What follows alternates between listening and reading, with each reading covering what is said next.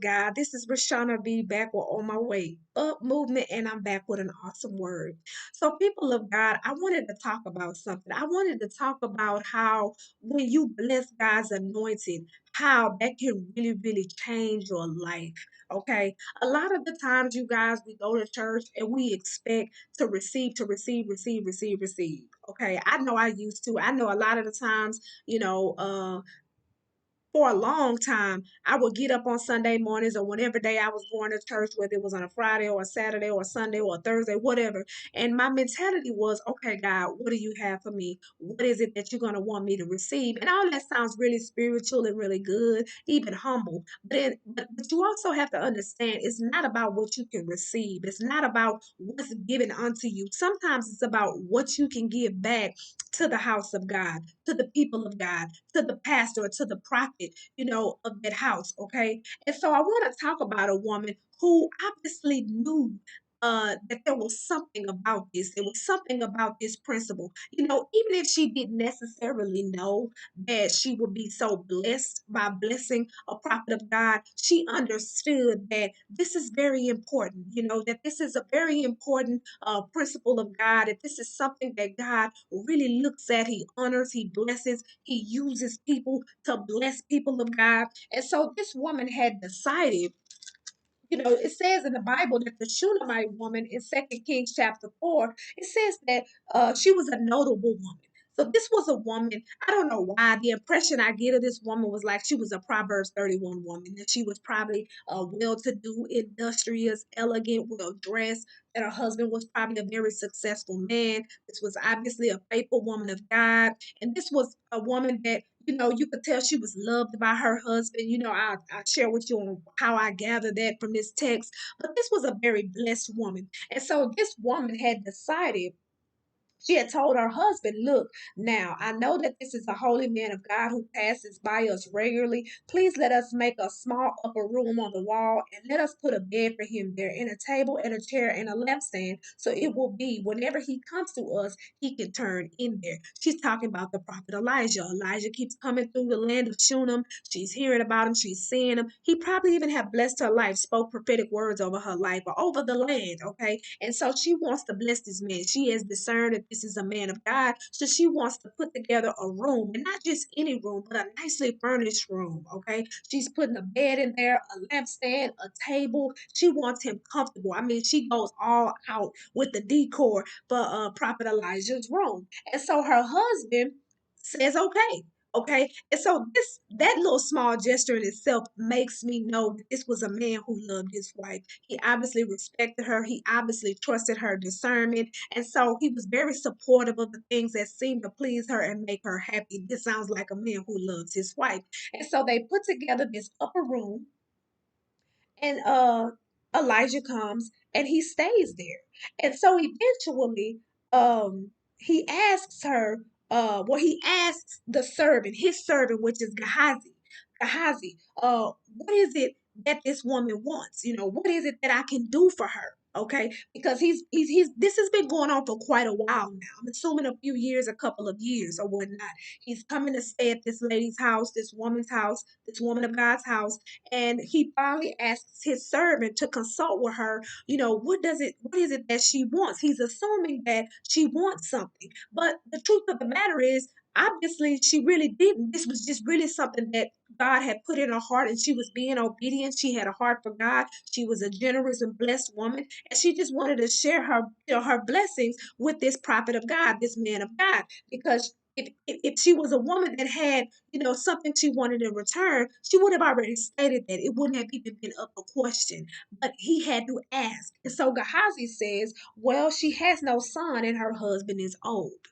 And so he called her in and he announces to her through his servant Gehazi. I find it interesting that Elisha never talks face to face with this woman. Okay, this is why I say I don't know. I don't think Elijah was a very nice guy. Okay, he was a faithful guy. He loved God, and he had a lot of integrity. But I don't know. That's kind of impolite. But maybe back then in the culture, that's how it was supposed to be. So he never consults this woman himself. He talks to her through his servant Gehazi, and it tells her that by the time this next year, you'll have a son. course, she don't believe him, and so he reassures her, and sure enough, she has a son. And so it says that not too long after that, the son dies. The son dies. What I like about this woman was that she was a strong, very powerful woman of faith, because she, when her son dies, she lays him up in the room. Okay. And it says, but the woman conceived and bore a son when the appointed time had come, of which Elisha had told her. Verse 18.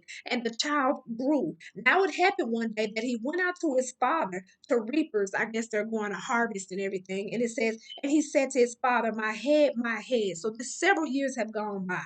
And so he said to his servant, carry him to his mother. So the son, is about to go hunting or harvesting with his father. He complains about a really, really bad headache. It's very painful, excruciatingly painful. He's saying, my head, my head. He tells the servant, carry him to his mother. The little boy lays on his mom's lap, until and she rubs his head. She consoles him. I'm sure she's crying. She's probably praying. He dies by noon. This is what I like about this woman. And she went up and laid him on the bed. And she went out. And then she called to her husband and said, please send me one of the young men and one of the donkeys that I may run to the man of God and come back. He says, so why are you going to him today? It's neither new moon nor the Sabbath. And she said, it is well.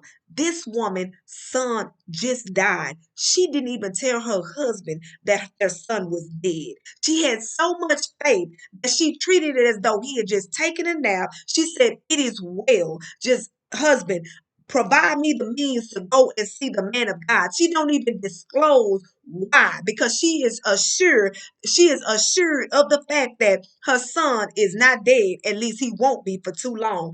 She rides out there. She finds Elisha. He's at Mount Carmel. The people tell her. The servant tells her, and so he sees her riding on the horse while he's on the mountain. He sees her, coming, and so Elisha says, it's the Shunammite woman. Run to meet her and ask her, is everything okay with her son and her husband? So Elisha cared for this woman. So I take that back. It wasn't that he was being nice. I'm assuming that was just customs back then, that a man did not talk with a married woman, face to face on a personal level. Okay, because he cares about this woman. He before she even gets to him, he sends the servant out, go talk to her. What is wrong with her? So he's bothered about it. And so she tells him, my son is dead. Elisha sends his servant to go and basically resurrect the son, but we'll later find that Gehazi, the servant, just didn't have the faith, the integrity, the character to carry it out. Elisha ends up coming back to the house. He ends up laying over the boy. The Bible says, putting his eyes to the boy's eyes, mouth to the boy's mouth. He prays, he gets up, walks around, does it again. And so warmth comes back into the son's body. The son is alive.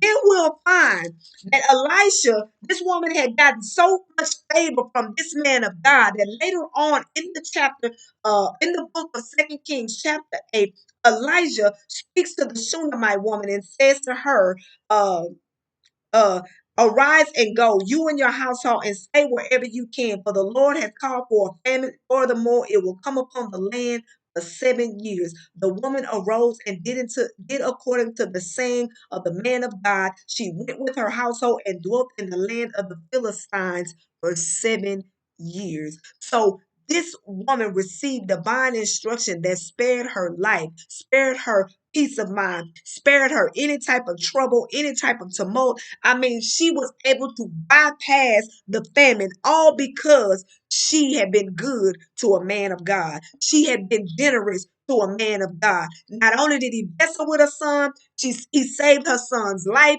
and then he saves their life, both of them, to where they're able to probably live in comfort in a time that the land was famine, was dry. People were dying of starvation and thirst. He was able to let her know, and this woman was able to bypass that, all because she was a faithful woman of God. We will find out that the favor of God was upon this woman because she was good to Elijah the prophet. She will come back to the land.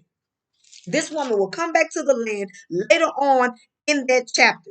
And it says, now it happened. He was telling the king, now he had restored the dead to life, that there was the woman whose son he had restored to life, appealing to the king for her house and for her land. Okay, Gehazi the servant is talking to the king on behalf of this woman, telling her what Elijah has done for this woman, on the strength that Elijah's been so good to this woman, on the strength that Elisha's servant is vouching for this woman. He's able to gain the ear of the king, and the king says to Gehazi about this woman, it says, and Gehazi said, my Lord, O King, this is the woman and this is her son whom Elijah restored to life. And when the king asked the woman, she told him. So the king appointed a certain officer for her, saying, restore all that was hers and all the proceeds of the field from the day that she left up until now. So everything that she had to desert to go and live out in the Philistine, to live in the Philistine land, to live amongst the Philistines, to avoid the 7 year plan, she lost, the king restored unto her. Now, God, now people of y'all, people of God, excuse me, people of God, this right here is showing you how this woman was quadruply blessed because of the fact that she was able to give to a man of God. She didn't just look to receive. She didn't just come to him for a blessing. She didn't just come to him for a prophecy and go. This woman literally, she initiated her direct contact with him just to bless him, not asking for anything. They didn't even know what this woman's intentions were. If she had any motives, if she had any desires, if she had any petitions or supplications. This woman just opened up her home, gave him a nice room, okay, took care of him, probably fed him, did everything, washed his clothes. She literally looked out for Elisha. He actually had a home away from home and wasn't looking for anything and received a son that she would have never had it not been for him. A son who died and his life was restored. They were able to receive a prophetic word, a warning that they would heed, that would keep them from having to go through a 7 year tribulation in the land. They go and live amongst the Philistine where they're safe and sound, free from famine, free from starvation and thirst. They come back, and then on behalf of Elisha and Elisha's servant, they gain the favor of the king, the ear of the king, the favor of the king, and the king gives her back everything that she left when she deserted it to go live in the Philistines.